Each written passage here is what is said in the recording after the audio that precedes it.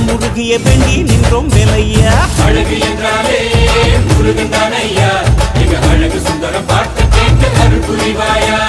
சேவல் கொடியுடன் சிரிக்கும் முருகையா, எங்க வாழ்க்கையில வெற்றி பொங்க வருவாயா. ஆறுபட வீடு கொண்ட முருகனுக்கு அரோகரா, அப்பானுக்கு பாடம் சொன்ன சுப்பனுக்கு அரோகரவும் பேர சொல்லி இந்த ஊரே வந்தோம். உன்னை தேடி வந்து எங்க உள்ள முருகிய வேண்டி நின்றோம் வேலையா.